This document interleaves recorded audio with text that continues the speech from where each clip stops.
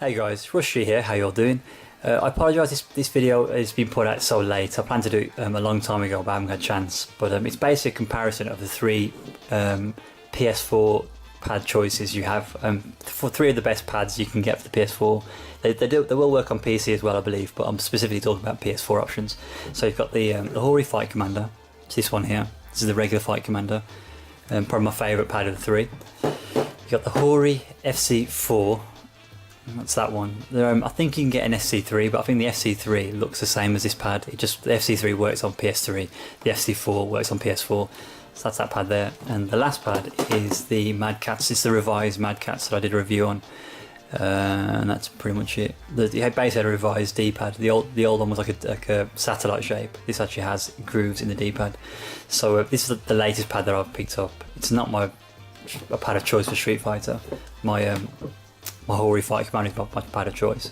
So I'll start in order. So this is the first pad that I bought, the Fight Commander 4. Before I go into detail to explain, I'll talk about each pad, pros and cons, and then I'll compare them to other pads, and at the end I'll rate which one I prefer and my reasons why.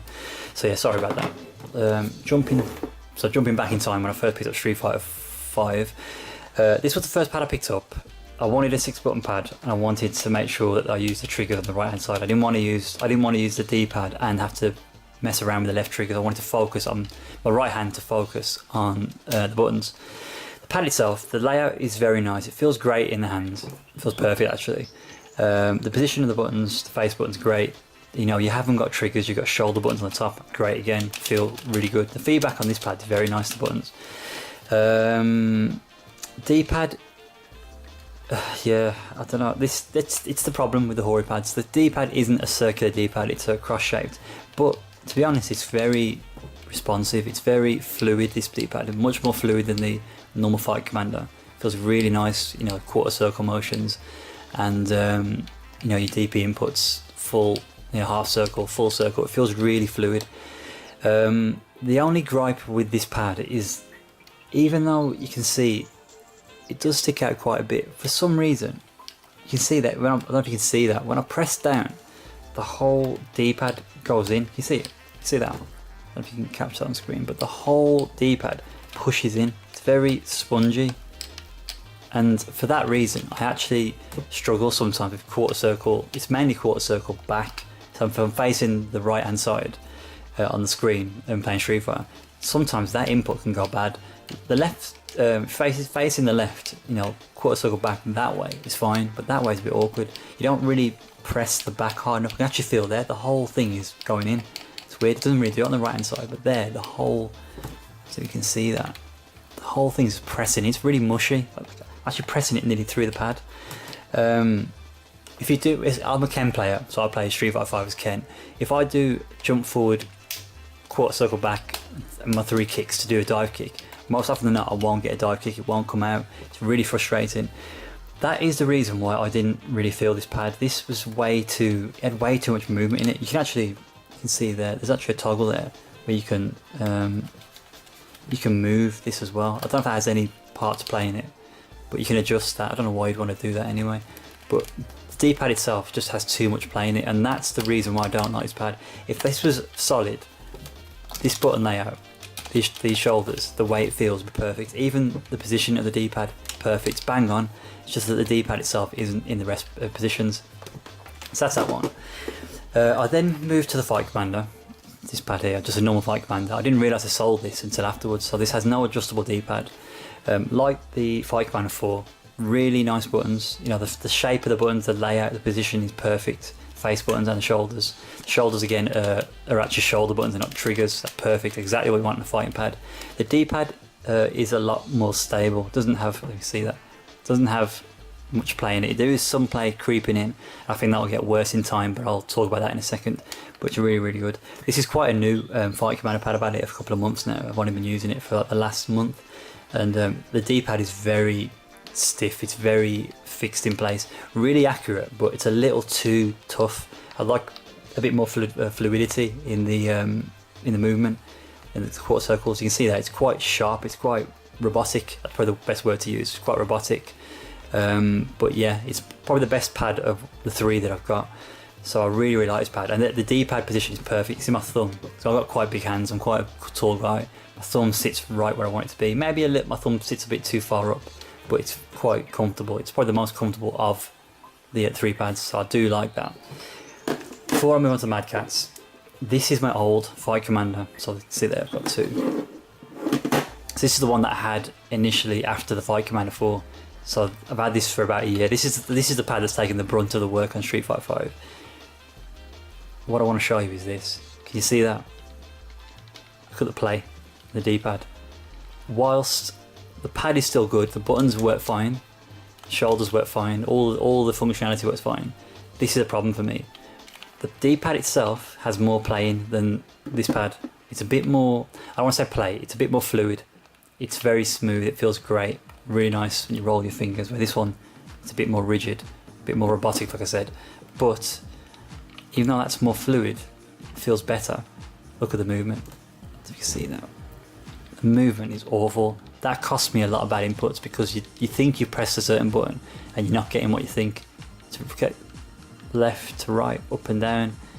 That pad's scrap now. It does. I mean, it still works, but it's no good to me at all. I've had to invest, money again. Luckily, I got it cheap, and another Fight Commander pad.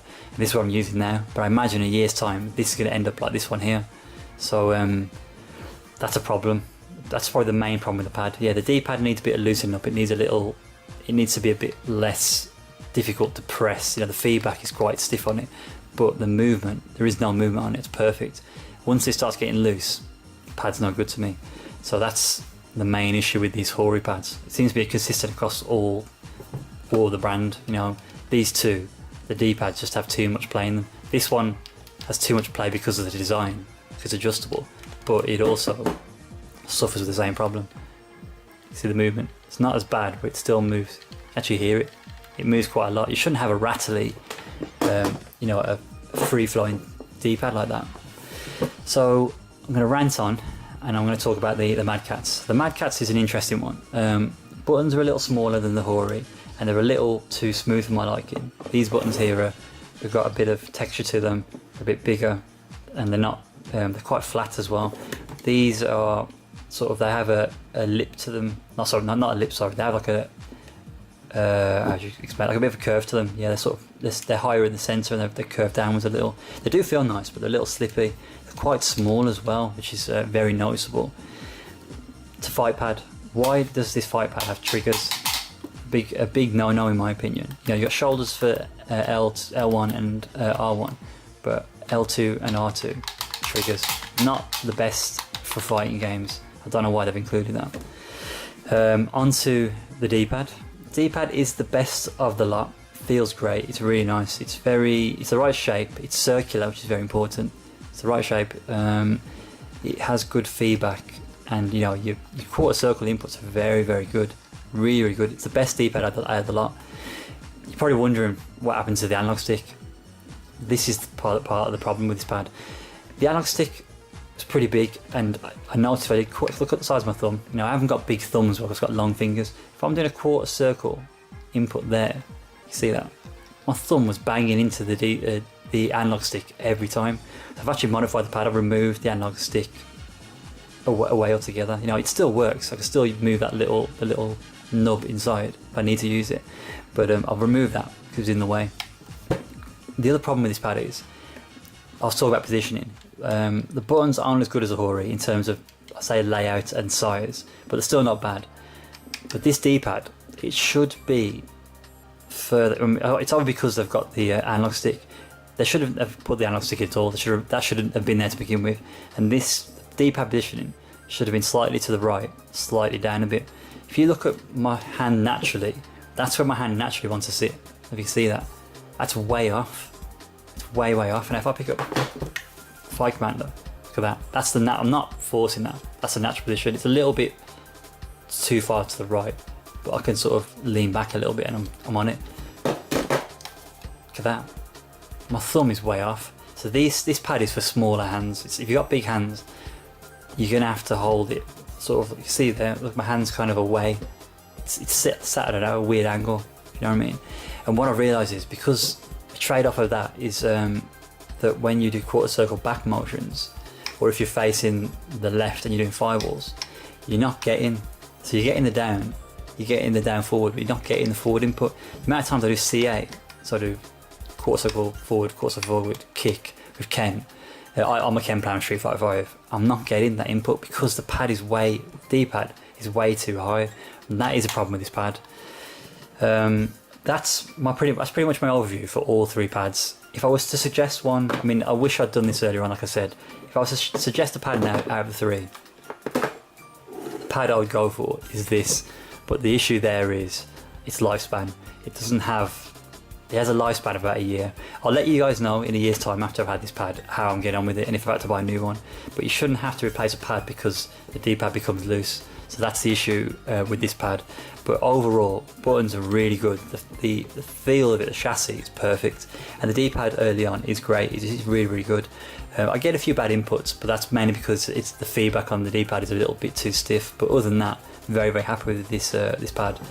This one would have been the best, I'd say, it would have been very good if this didn't have so much movement in it, especially the fact that it collapses. That's a big problem. So it's a good pad, but I wouldn't recommend that if it's going to last only a year and you're going to get the movement in it and stuff. So I wouldn't bother with that at all. Small hands, get your hands on this if you can, give it a try and see what you think, but don't go out there and buy one. A, if you've got big hands, and B, if you've already got a Hori, I'd stick with the Hori. I can't get to grips with this pad. It just doesn't work for me. For Tekken, it's great. I don't know. I play claw on Tekken, so my fingers are positioned like that. But the D-pad, because Tekken involves like a lot of dashing, it's a lot of left, right, down. It's not so much quarter circle inputs because I play law. It's not so bad. So this works very good for Tekken, but for Street Fighter, I don't find it a very good pad because the D-pad is way too high and the quarter circle inputs just don't seem to come out. But yeah, as I said, going back to this pad again, this one is the pad for me. It seems to be the best. It's not perfect, but I need to work on my game myself. I need to work on the bad inputs myself. But overall, it's the best pad. But unfortunately, at the moment, in my opinion, there's not a perfect pad out there. If they do bring out a Fight Commander 5 or a new version of the Fight Commander, hopefully that will be the pad for me if they fix the D-pad. So, hope that's been helpful, guys. Hope the video's been good. Take it easy. Shall catch you later.